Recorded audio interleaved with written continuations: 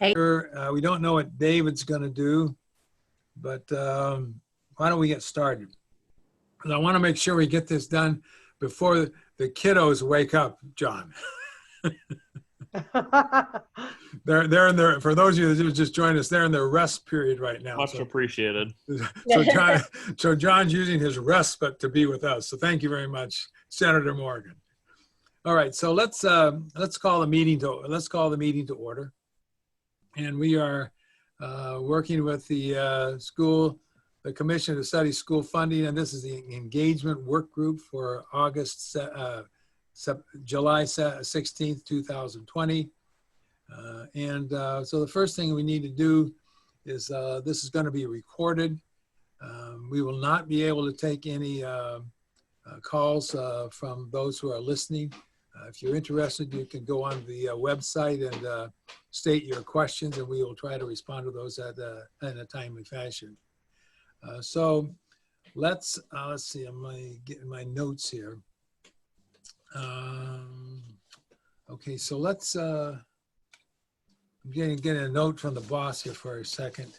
Okay, got it. Okay, thank you. All right, let's, first of all, let's take roll call. I'll start with myself. I'm Mel Myler, Chair of the Engagement Committee, and I'm here in Port Clyde, Maine. David, John, you want to go next, please? Sure. John Morgan. I am here in my home in Brentwood, New Hampshire, and currently alone in the room. Okay. Corinne, as a member of the committee? Yeah, Corinne Cascadden. I'm in my home office in Berlin, New Hampshire, and no one is here. Okay, let's go down to Chairman Luneau. Dave Luneau here in Hopkinton with Ozzy, the long-haired ducks. Representative Ames. Yes, it's Dick Ames and Jeffrey in my home alone. I probably will be on and off. Very good. Bruce Mallory's with us from the Carsey Institute. I'm here calling from Cary Point with screen off while I eat my lunch, and I'm home in my office alone. Michele? Michele Holt-Shannon in Dover in my kitchen, just me and the short-haired border collie Pluto. All right. And Jordan? Here in Dover, my fiance Sarah is in the other room and also on the other screen. Thank you very much. I'd like to introduce Sarah, who's been doing some of the analysis of the research that we've been doing for this particular work group. Sarah, welcome. Thank you. Glad to be here. And where are you located? I'm in Dover, New Hampshire as well. Okay, very good. Thank you. All right, before we get started, let's kind of review quickly the group agreements. They are listen first, be open-minded. It's okay to disagree, but don't personalize it. Accept working through conflict to its resolution as a catalyst for learning. It's okay to put issues on the table like race and class on the, be purposeful and to the point. And we're all responsible for making the group productive. So the next action we have is the minutes of the 15th meeting. I need a motion to approve those minutes. Corinne, thank you very much for that motion. Seconded by Senator Morgan. We'll need to have a roll call vote. I vote aye. Corinne? Aye. Senator Morgan? Aye. Okay, the minutes are approved. Thank you very much. So we had our meeting, our first commission meeting on the 13th, and we're now had the public comment, which I think is, I want to comment on that just a little bit. I want to come back to the 15th to get some feedback from those of you who are listening. Unfortunately, I was in Dana-Farber all that day and was unfortunately to call in. We've got our meeting today. The next meeting is on the 20th with the full commission, and then the full commission on the 27th. I think what we've been doing here is getting a lot of public comment. I think with the survey that we conducted, which we'll talk about in a minute, but we had, my goal when I was talking with Carrie and Michele was if we had 1,000 people, I'd be pleased, particularly in the response to that because of just the timing, how you got the information out. We had 1,700, which I thought was terrific. But we'll get into the substance of that a little bit with what Sarah's report from that.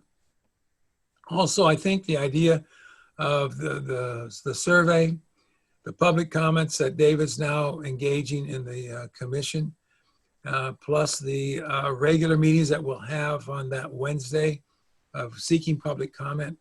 That's a great start that we've never had before in any kind of a study of this initiative, this type of initiative. And so I think this is just great. I mean, this was a goal that we had at the beginning of how to expand the voices that are coming in here. And I think we are in fact doing that.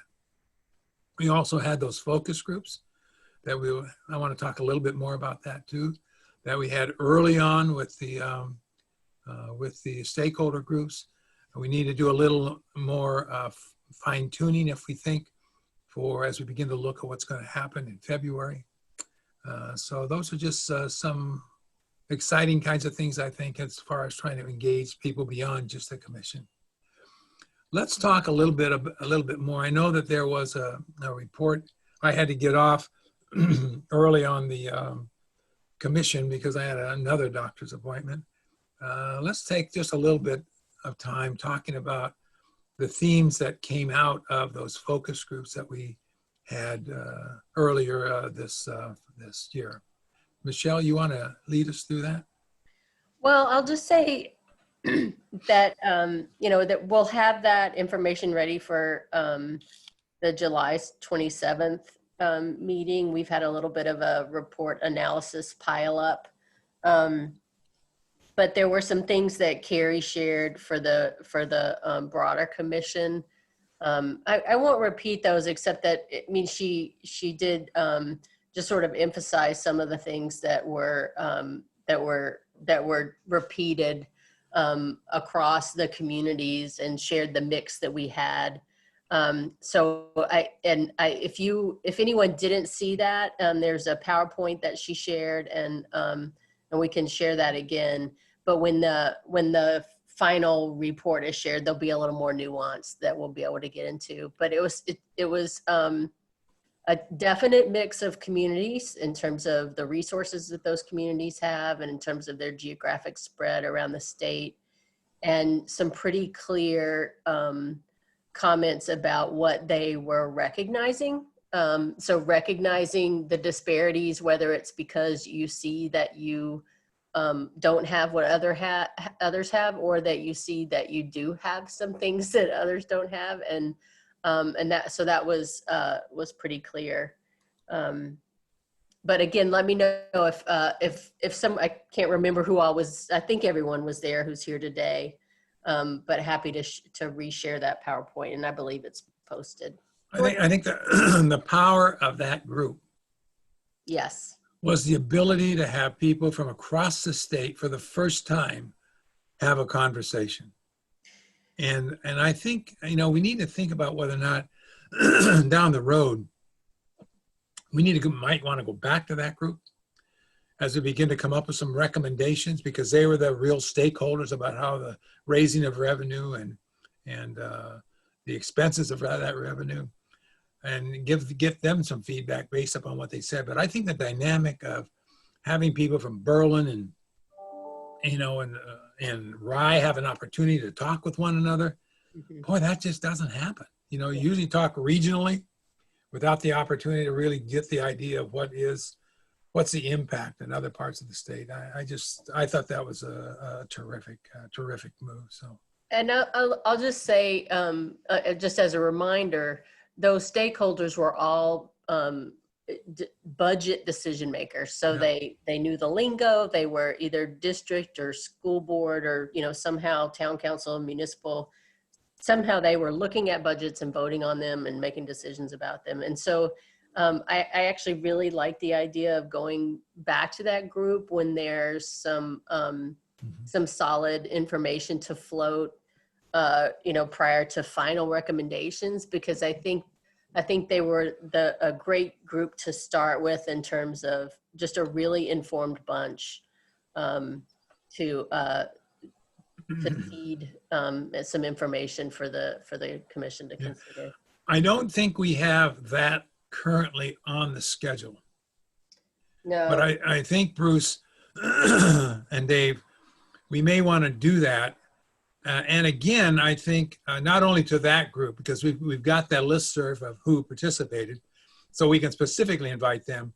But I think, again, maybe perhaps even opening it up to the same type of group when we have the scenarios that we want to share with them, because it was a very informed group that could, in fact, give us some more educated feedback on what we're talking about. So I think my suggestion is that we do place that somewhere in the calendar to have those same kind, maybe not the 12, condense it a little bit, but to redo that again. I mean, does that sound like a good idea?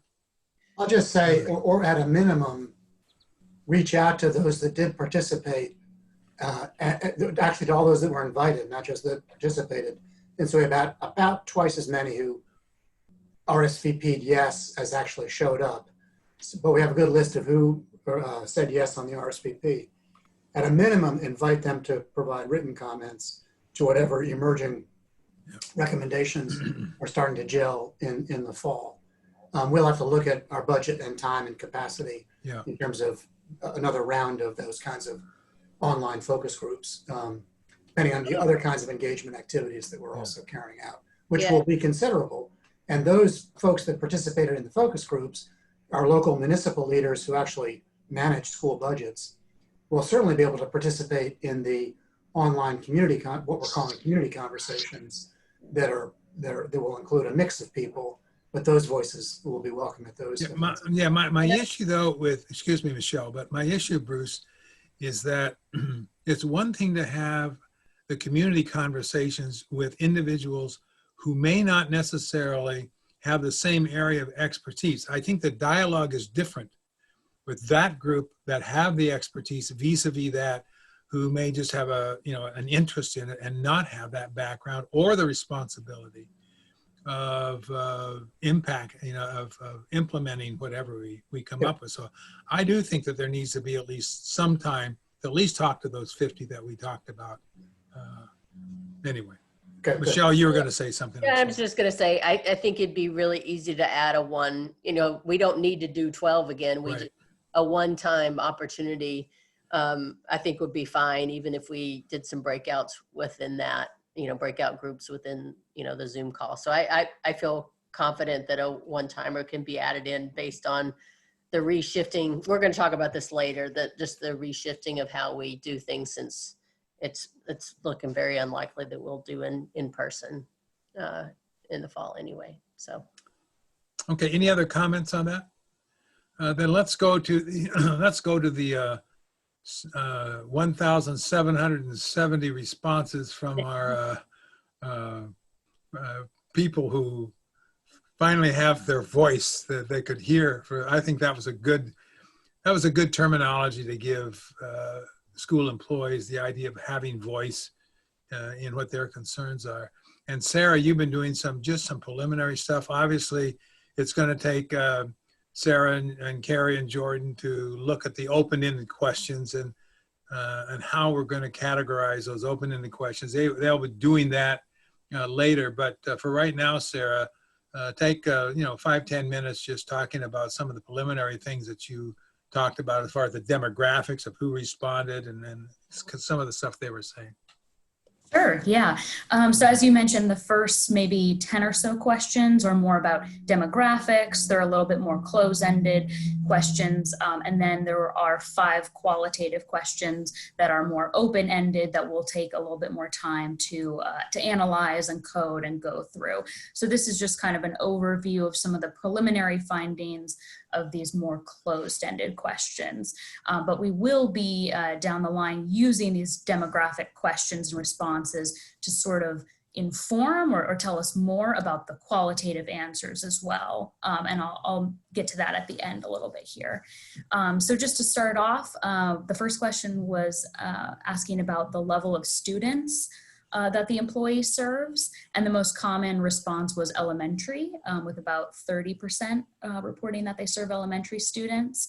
Next common, high school. After that, middle school.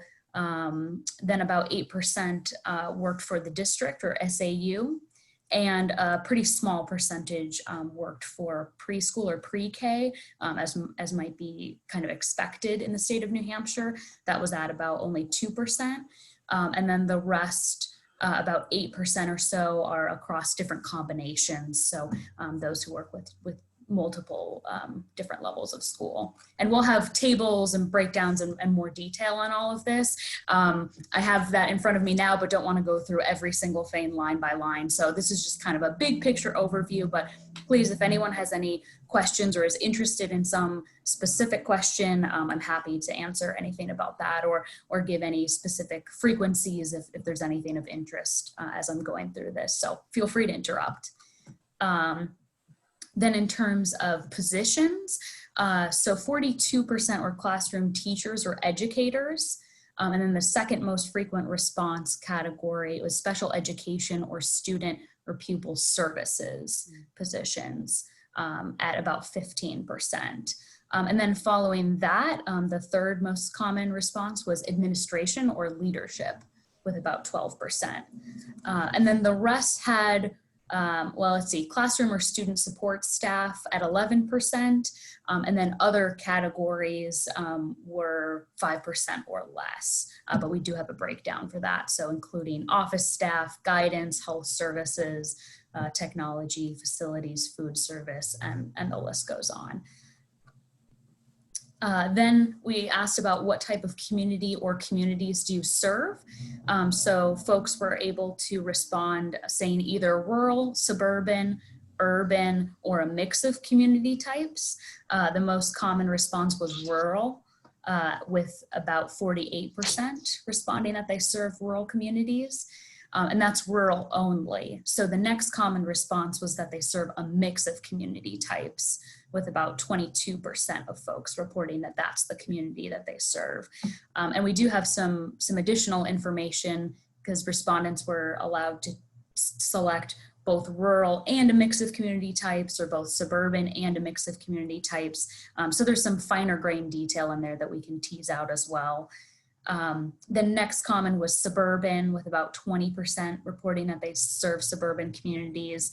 And then least frequent response was urban, with almost 10%. So kind of similar to what we might expect in the state of New Hampshire. That seems more or less kind of in line with the demographics of the state. Then the next question was just regarding their parent or guardian status of the respondent. So the most frequent response was that they are a current parent or guardian, with about 36% reporting that. About 30% are a past parent or guardian. And then about 19% have no children. About 10% said other, and they were allowed to give an open-ended response to that with some more detail. So we'll be able to analyze those data as well. And then only about 5% said that they will have children in the system, but their children are not yet in the system. So the majority are either a current parent or guardian, or a past parent or guardian. Excuse me, Sarah, of a child Yeah. with the public school system, right? Yes, Okay. yes. Mm-hmm. Yes, good clarification there. Then also overwhelmingly, the majority of respondents are property owners in New Hampshire, with about 83% saying that they're a property owner in New Hampshire. There also were about 3% who reported being an out-of-state property owner. And there were some additional details about which states are included in that mix, mostly Massachusetts and Vermont, from just kind of scanning those questions initially, but we'll look into that with some further detail as well. And then about 11% are renters. So quite a big difference Yeah. there between number of property owners versus renters. So that probably doesn't align quite as well with the mix of families who are attending school districts, but says something interesting about this sample, which are specifically employees of the school or district. So kind of interesting there. I'm interested to see how being a property owner might impact some of the qualitative open-ended questions that we ask. And then we had two questions about the school district in which the respondent works, as well as the school district in which the respondent lives. So I'm just going to give a really broad overview for now, because we received, let's see, there were 137 school districts represented among those that's where the respondent works, with the most common being in Nashua, with about 10% working in a school district in Nashua.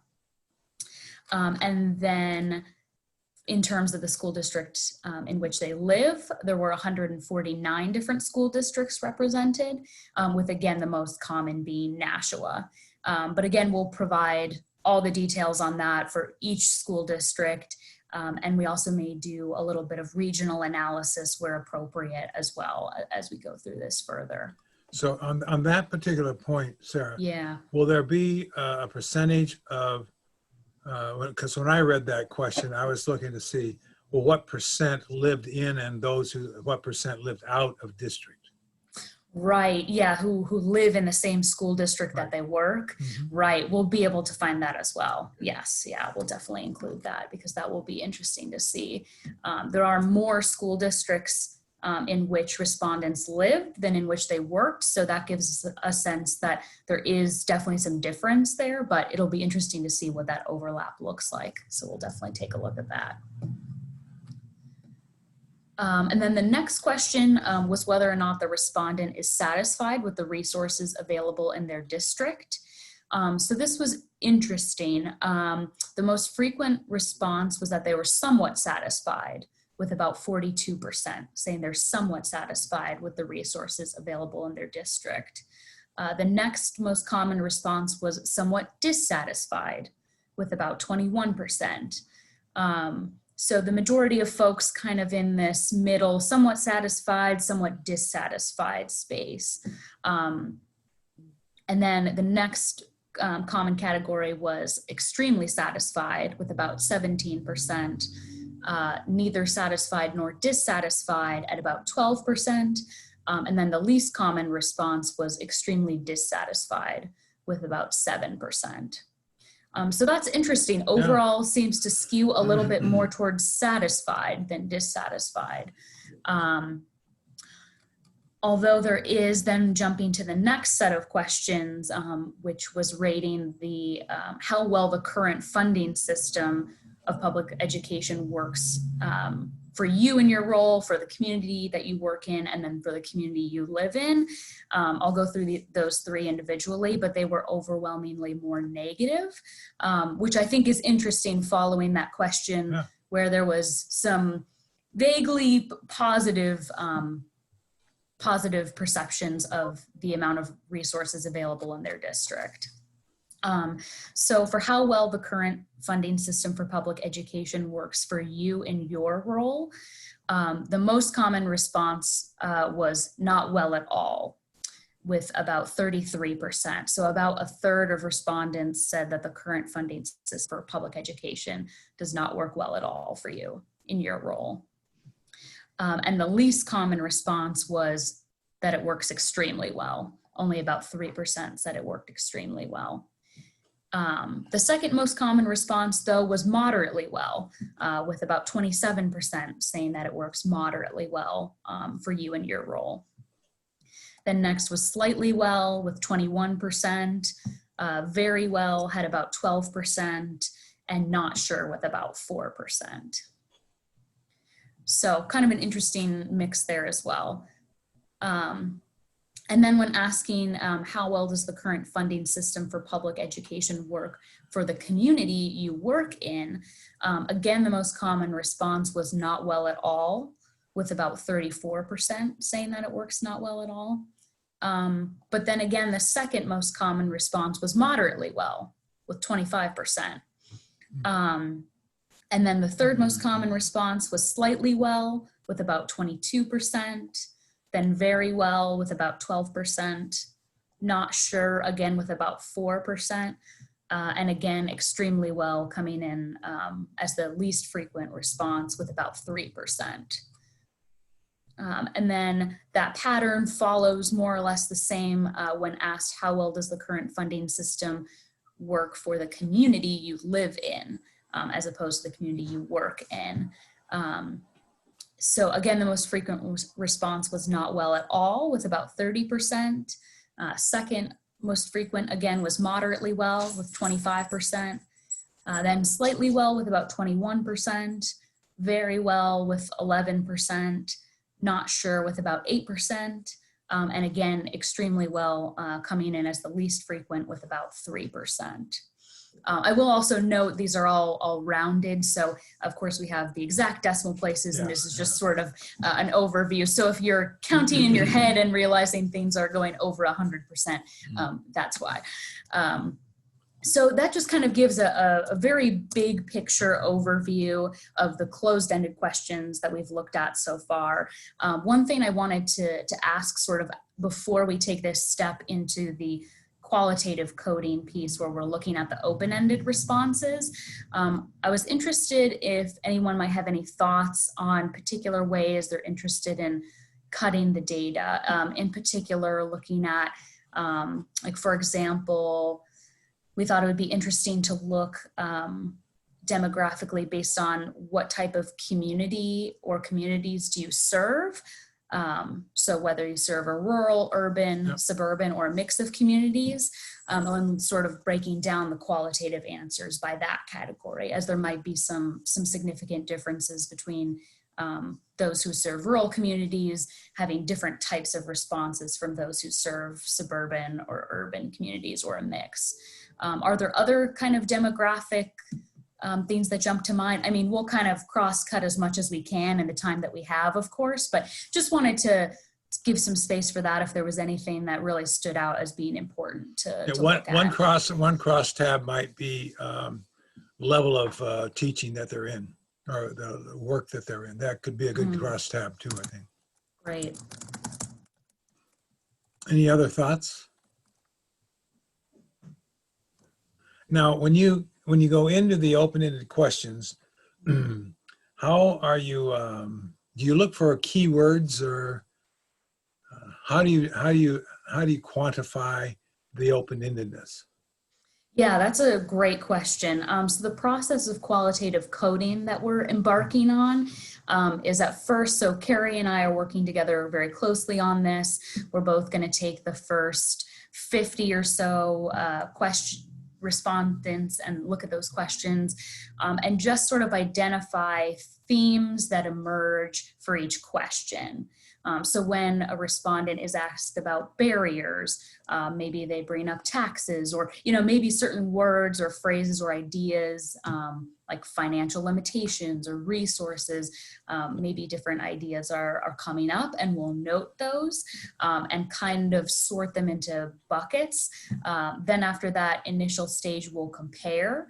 So we'll see how my thematic analysis aligns with Carrie's and where we kind of came up with the same words and same ideas. So essentially the idea is to get it down to more or less a code book or a list of these themes that we've identified. And then once we have that list and we feel like we've pretty much captured the range of responses that we're getting, then we'll go through the other 1,700 respondents and we'll apply those same codes. So then, when resources come up again, okay, we'll count that as resources.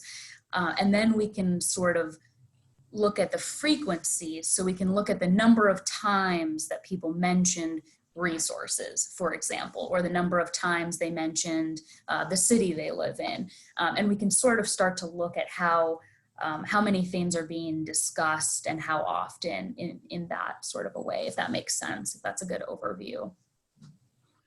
Thank you, Sarah. Are there questions? And welcome Susan and Jay to this conversation. We're basically reviewing the educator survey, the prelims of that. So that's where we are in the agenda. Thank you. Are there questions of Sarah or Michelle or Jordan who are going to? Yes, yeah, Corinne. I want to ask all of you, do you think it would glean a little bit more information if you knew whether some of those employees were in different rural counties around the state? For example, with somebody in a rural community in Grafton County really answer the same way as someone who lives in a rural county in Merrimack? I mean, in a different county. I don't know. Sure. It's just another thought that might glean out some difference. I don't know. I'd want other people's opinion on that. Well, the question I would have is that kind of a cut available in with the survey? It is, because we could look at the school district that they work in or the school district that they live in. Right. So we could provide both, kind of cutting both as rural and then also giving some more detail to that. I think that's a great idea to sort of capture how robust the responses are from all these different communities. So a great point. Good. Thank you, Corinne. Yeah. Other thoughts for the final review? When do you think, Sarah, you'll have this available for the commission to hear? So right now our timeline, we're hoping to have some more or less preliminary findings on on August 3rd.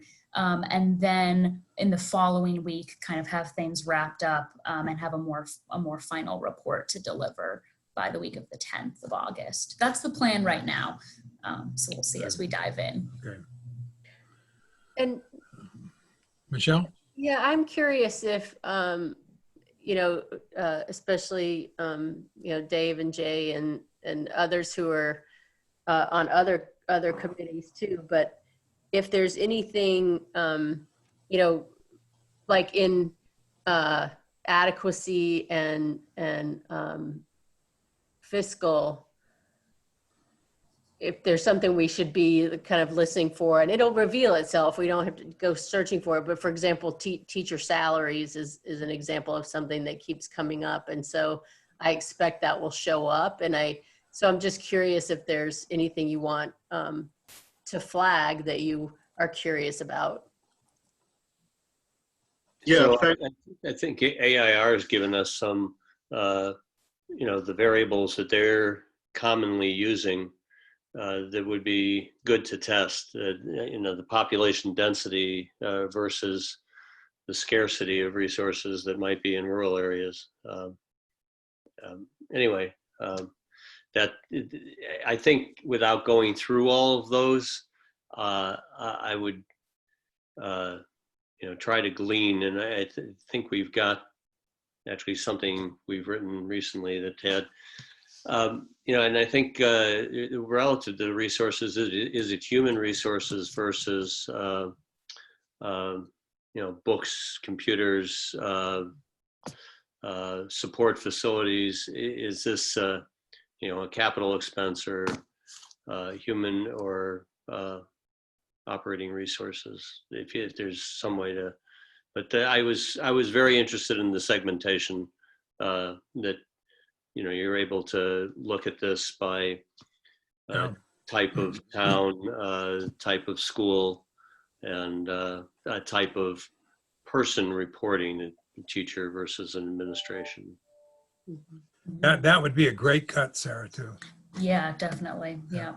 David, how about you? Yeah, I think a cut along those same lines that Jay and Corinne was talking about, and sounds like that you can arrive at it from the school district itself, but whether they, and I don't know I don't think you want to make this super granular, but whether it comes from a very high property value per pupil, an average property value per pupil, or a low property value per pupil.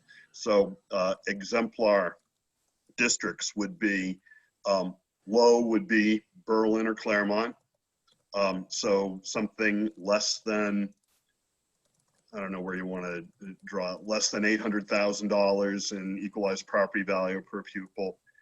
Somehow between 800,000 and 1.2 million would be a nice sort of mid set. And so towns like that might be, Portsmouth's probably on the high side. But you know, but there's towns that fall in that, and then maybe, you know, north of 1.2 million in property value per pupil, and thinking of places like you know, Wolfboro, Newcastle, Hanover, stuff like places like that. Is that the feedback you needed, Sarah? Yeah, that's wonderful. Thank you. Good. Very All right. helpful. Well, thanks for the information you've got so far. I mean, it's great. We have good response, and I think that's it was interesting, the cut between the amount from rural districts, which says something, which goes back to some of the conversations that we've been having in the commission about looking at the issue of disparity and all that. So I think this is going to give us some valuable information from those who actually work in the areas that we have been kind of talking about esoterically. So it's this is good stuff. All right, any other questions for Miss Sarah? All right, then let's go to the next priority we have to, and that deals with the Granite State poll. And you know, we need to have these questions in by the 1st of August to appear in the September poll. And I'm kind of gonna turn this over to Michele a little bit to look at that, because I think one of the concerns we have is the garnering of the types of, we've got 1 to 10 questions we can ask. And I think perhaps some of the data that we're gathering from this survey might blend into this survey, but I think the conversations that we've been having both with fiscal and with adequacy are critical here. And so I think David and Jay, those questions, those critical questions that you guys have been looking at need to be kind of blended in, I would assume, into these kinds of, again, this survey goes out to the whole community here. And so it's an opportunity to get a random sample based upon the questions that we ask. Michele, you want to review that a little bit more for us? Yeah, and Carrie sent an email this morning that had some links that if you didn't get a chance to look at might be useful. You know,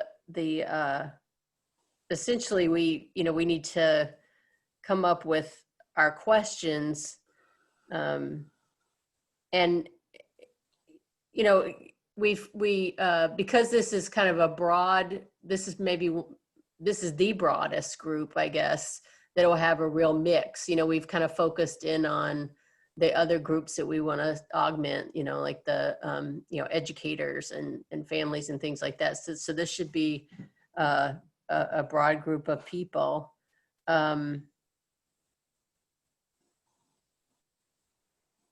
You know, the air briefs, I think, will serve to point us to some direction, but I think we're really curious from fiscal and adequacy, what are some of the questions that will be able to maybe even pitch at the deliberative session on the 27th. Yeah, exactly. So if, I guess I'd like to hear from folks, and just to remember, you know, so with this kind of a survey, you know, they're not in conversation with each other. It's sort of, you're getting people's their prejudgments. And so, you know, it's kind of a litmus test on,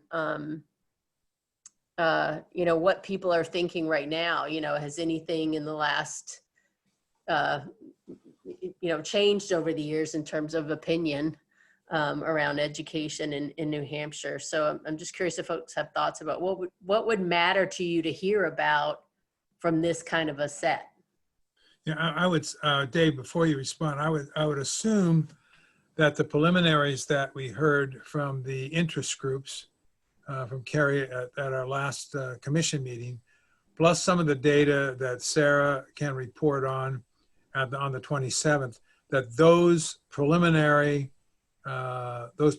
data points should be perhaps reviewed before we have a more substantive conversation from the respective work groups on potential questions that would emerge out of the meeting on the 27th.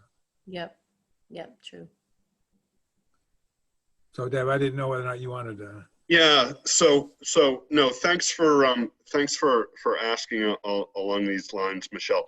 As far as fiscal policy goes, I'd really go with maybe what your recommendations might be in order to collect, people's thoughts on, I don't know if the right way to say it is tax equity or tax capacity or revenue capacity or something like that. I would be hesitant to say, rank these 5 revenue sources in order of preference, because I think in the absence of evaluating them against the criteria that we reflected on at this morning's fiscal policy work group, it's hard to really have an informed. I don't know. It's hard to see that the feedback would be well informed as opposed to, oh, this is just my opinion. Like I've always felt we needed income tax, or I've always felt we needed statewide property tax, or I've always felt so. But some people, and it's always easy to go back to the Hopkinton example. Living here, some people feel that they should be paying more in terms of their fair share to help students across the state, and some people feeling, hey, I'm just completely tapped out, and I don't know how you go about getting, if that's the type of level of data that helps to inform fiscal policy or something else. I don't know. Well, specifically because we only have 10 options here, so it's not like you've got a whole survey devoted to this topic. So, right. Bruce, you wanted to say something? Yeah, I think I expect that there are other surveys like this, either at the national level from Gallup or Pew, or other states have asked some similar surveys. So I do think we should probably do a little research to see if there are some examples that would be helpful to us. It seems to, because this survey is going out to a random sample of New Hampshire residents 18 years and older, like all Granite State polls, and I can't remember the sample size. Sarah, Jordan, you might. It's around 550 or 600 people, I think, and its goal is to, through sampling, achieve a random distribution of respondents that are representative of the New Hampshire adult population. It seems to me that there's the opportunity here to capture some attitudes about how we fund our schools in the state. Yeah. And so one kind of measure would be the degree to which respondents believe that the way that we fund our public schools right now is fair. And that could be modified in a variety of ways. Fair given your personal circumstances, fair given your community circumstances, fair with respect to the kind of education that students receive. So I think there's something attitudinal here about, because our interest as a commission is partly to respond to the public's notions of, or try to support the public's notions of a fair way to fund our public schools. That's a little bit different than equitable. So there also could be questions about attitudes relative to equity. Do you think that the way that we fund our schools in New Hampshire right now provides an equal opportunity for all students to learn regardless of the community that they live in or the school district that they attend? Again, I'm just throwing these out. These are very rough. Yeah. But taking the pulse of the degree of how the public views this challenge that the commission is addressing and where it's willing to go. So I do know there are there have always been national polls, Gallup, I think primarily, that ask questions like, would you be willing to pay more in some form of tax, whatever that tax is, if you were confident that it would be used to improve your local school system? So that gets back at the comment that Dave was just making. Some folks are saying, they'll speak up and they'll say, I'm willing to pay more. I have the capacity, the resources to pay more. And as long as I know it's going to be used for improving our public schools, then I'll do that. And other people will say, my gosh, I'm completely tapped out. There's no way that I can, even if I wanted to, I can't possibly spend another dime on any form of tax, whether it's property tax or any other option. So those are my thoughts about what we might be able to capture in 10 or so questions in terms of a general random sample of the New Hampshire population. It could be informative for the policy and honestly for the political side of this effort, which is real. And we'll need to take that into account when we arrive at our recommendations. Jay, any comments on that? I'm thinking quite the same way. The attitudinal and belief questions this is a great opportunity. For instance, do you believe New Hampshire schools are of high quality? All right, well, we probably want to get gradations of it, or at least a ranked ordinal. But my point is, here we are, third best scores in the country. Does our public believe that we're as good as these scores would have us believe? And my guess, all right, we're going to ask questions that we believe we have answers for. Here's another one, but this is going to validate it, right? Do you believe that public funds ought to be used to support charter schools, or that charter schools should have a premium per student contribution to base adequacy? I see where that it goes. Or private, should public funds be used for private schools? Anyway, I'm thinking about what questions can we ask that we're not going to gather any data any other way about, and the attitudes that people in the state have. So those were a couple of quick thoughts. I'll leave it at that. Well, and as you engage more in your work group, Jay, there may be some issues that come up that we need to address too. So yeah, there's the early childhood question. We could go down a path here, but we need to make a determination: is it still on our map? But if it is, do you believe that early childhood influences the outcomes of a high school education or somebody's? Well, and even more specifically, should the public schools have a responsibility to provide pre-K, anything prior to kindergarten? Just as a, taking the pulse of where people are on a question like that, if we decide to include that in our conversations. The Gallup poll has consistently asked, grade the schools in your community, grade the performance of schools in your state or nationally, and people will give a C or something like that, or a C minus. Grade the performance of schools in your own community, and people are at B plus, A minus. Yeah. So generally people have, a higher confidence and faith in their local schools than they do in schools in general.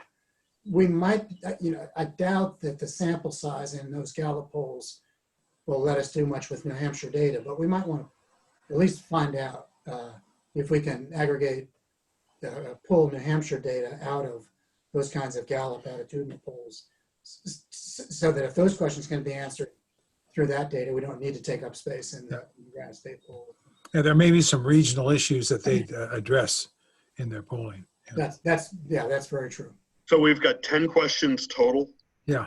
That's what you can tag on to the quarterly Granite State polls. I mean, in September, they'll be asking people about their political preferences and whether the state's going in the right direction or wrong direction. They always ask that question.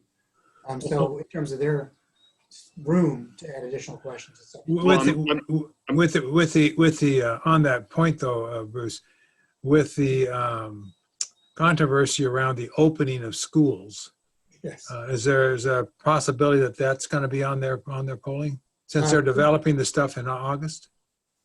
I don't. Good question. I simply don't know. Yeah. We can ask Andy Yeah. what's on that poll.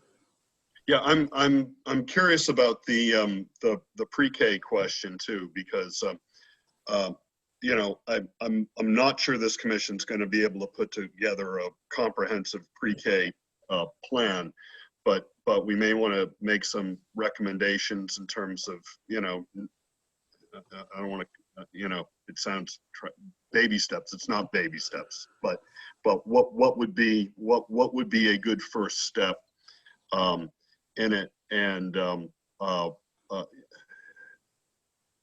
you know, and maybe getting some public you know, feedback around that. I like the question that you asked: do people believe in the in certainly the scientific evidence that points to the long-term value in early childhood education, but also you know, should the state take steps to assure that all children have the opportunity for early childhood education in pre-K. That doesn't mean school districts necessarily opening up pre-K schools, but it may mean starting a program to help support you know, people in the most vulnerable communities with the most limited resources to help get their young kids into pre-K programs, and at the same time allow the parent or guardian to you know, provide resources, you know, through the workforce. So I have to step away here in a minute. I have a 2 o'clock, and hopefully I'll be able to jump right back on. But have we talked at all about any questions related to special education? I'm raising that because that's one of the most significant drivers of education costs, and I think that attitudes or understandings, I don't think that people really realize that a lot of times, and attitude that may contribute to, or that in my opinion should contribute to this discussion. So I'm going to throw that grenade and run. Okay. Thanks, John. Thanks. Good point. I'm curious if it would be useful to ask people to share, back to the ranking idea, what do you think are some of the main drivers of cost? Unless that list is a complete mess anyway, you know. I'm just curious if people would recognize that. I think a lot of people would not recognize that one, for example.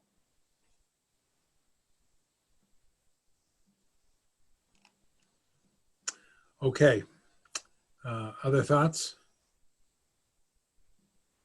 So David, at the 27th meeting, obviously we need to get the input from the commission members so that we can conclude this by the end of the month. mm-hmm. So needs to be added to the agenda. Yeah, I think we probably have a little slippage on that, August. And Michelle, you might correct me, but my understanding was the goal was to get those questions to Andy Smith no later than mid-August for September posting. So we might get some input on the September 27th full commission meeting. At the August 3rd work group meeting of the engagement group, you can nail down those questions, and then we can get them on. Good. Okay. I just want to make sure that the commissioners recognize that we are moving to a conclusion of what those items are going to be. That's the big thing. You know, I was sitting here thinking that, you know, by the time we get through these surveys and we deal with the next topic, dealing with youth, et cetera, and then we have these political engagements, there is no way in hell anybody's going to say that this commission went into some cave someplace and came out with a recommendation without looking and seeking input. So, I mean, that, and I will say that I think not knowing all of the activities of the previous legislative groups, et cetera, because I think, you know, they clearly would have gone to the respective advocate groups to get input. But I don't think anybody's ever come up with an opportunity for the kind of engagement that we want from non-advocate groups, so to speak, and just general public, like we've tried to do here. And I think this is a testament to the inclusive nature and the transparent nature of what we've been trying to build here. And I think, David, through your leadership, we've been trying to do that in a pretty broad base, which is terrific, which is what the intent was. The original intent was of having an independent commission running this thing rather than just a legislative commission with all of its biases that get thrown into that legislative committee, unlike what we're trying to do here. So just a bit of a commercial statement there. So, but I feel strongly about that too. Okay, so we have no more on that one. So Michele, let's move into what more do we need to do to audit this targeted groups, seniors, youth, et cetera? What else do we need to do with that? I thought we did a pretty good job of that audit early on. I don't have anything more to add to that group, but I think the only thing to highlight for everybody is that youth, young people themselves, older adults, and families were the three other groups that we had thought about being able to reach in person in a really unique way that we were excited about, and now are pretty sure we're not going to be able to do. And so what I think we are trying to figure out is, especially with youth, with young people, and with older adults, those two groups, finding a way to reach them, and whether it's, again, some online focus group situation.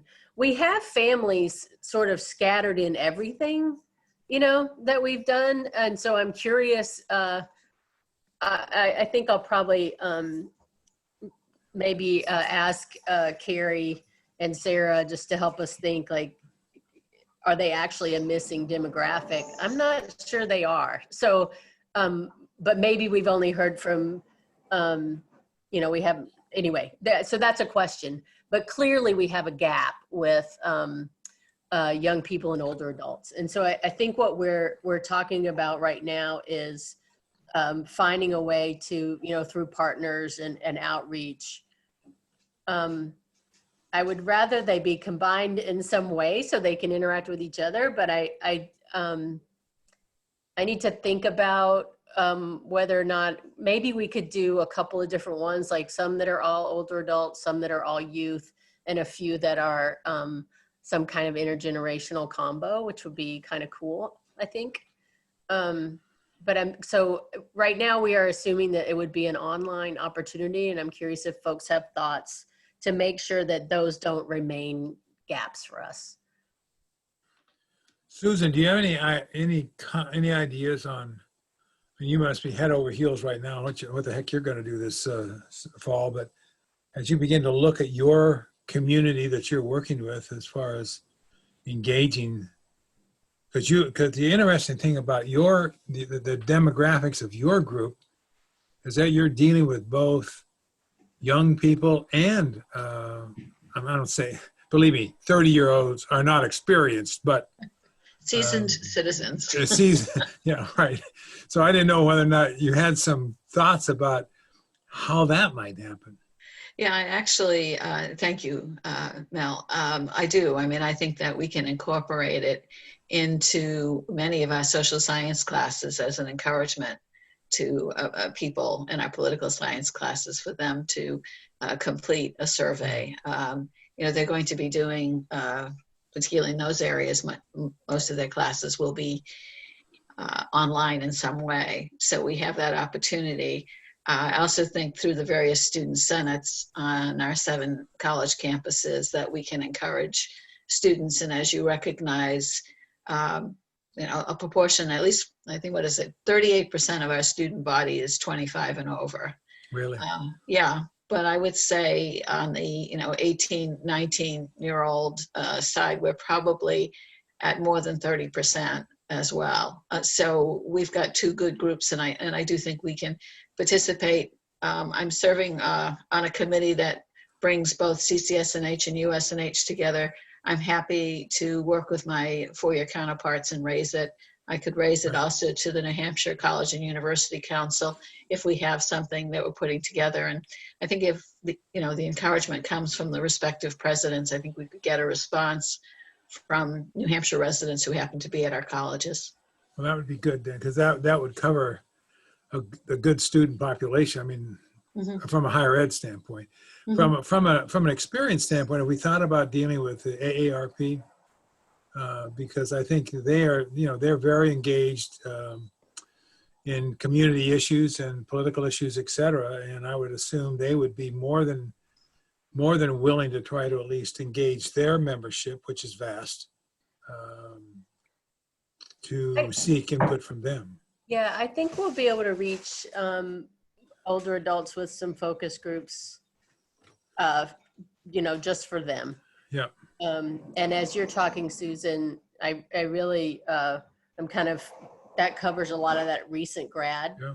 So young people, but recent grads. So they're able to kind of reflect back on that bridge from high school to secondary education. So I think that's a really key group. And then from there, I think if we can do at least some intergenerational spaces and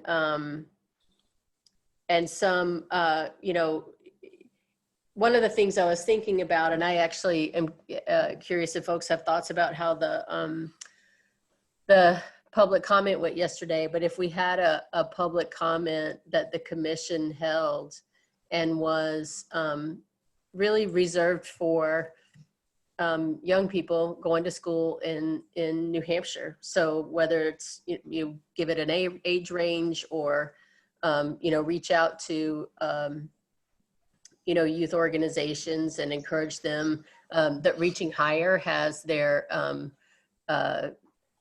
short videos coming out soon that helps people learn about how, you know, the funding system works, and then they could, you know, think about how they feel about that, and comment. And my guess is that would, if we were to do that, it would be probably a September, end of September, early October thing. That's different than a focus group, but I think it would just give a reserved space of voice. So that's something to think about as well. I have been thinking about how our libraries have had to function since we've all gone virtual, and they have pretty lively communities. And I also wondered if there was a way to work with the library, the public library system throughout the state, and, you know, who we would get at in that way. It would be the general public, but it might be a different way. Good point. Very good point. Okay. What else we need to do on that? Mel? Yeah. Sorry. Squeezing in lunch, as Oh, usual. Yes.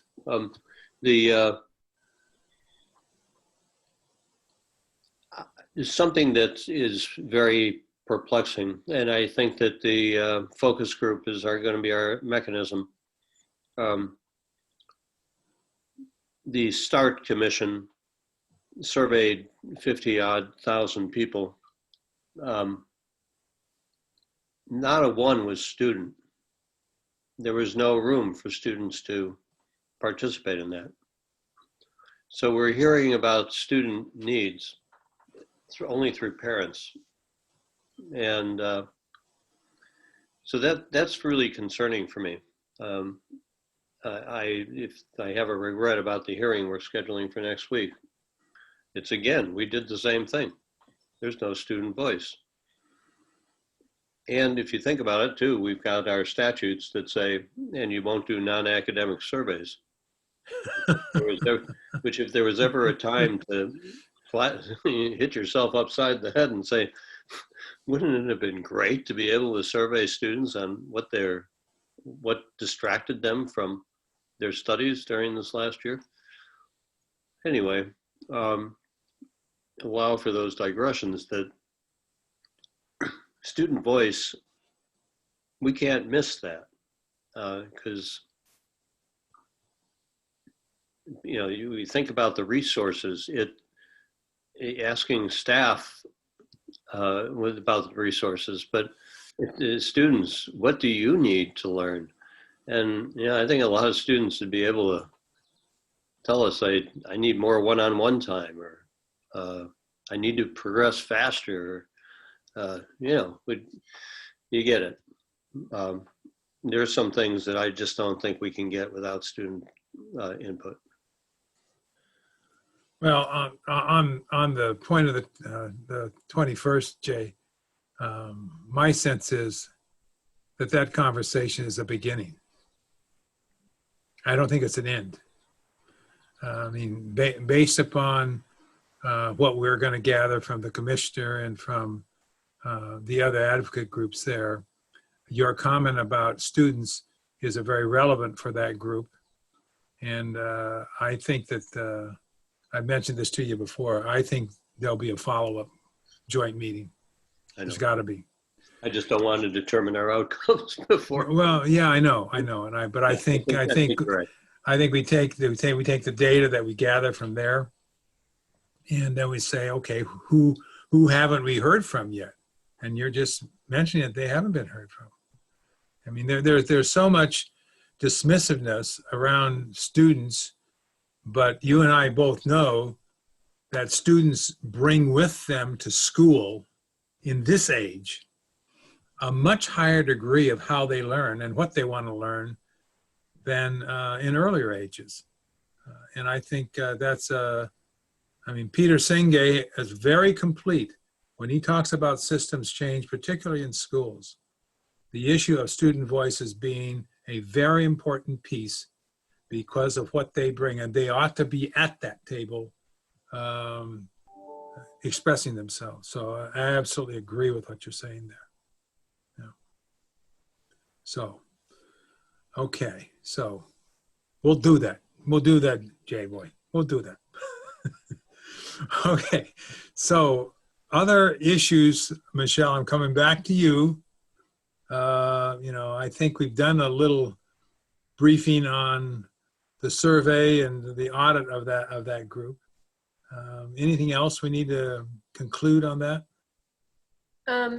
Just that the next time we meet, we'll update who we've reached, what we've done so far, and propose like really concrete, based on this conversation, really concrete, adjusted online now or in some other way outreach to the groups that we talked about today, and just make sure you all approve, and that way we can run with it. See, for me, the bottom line as we do all this engagement stuff is a very simple one.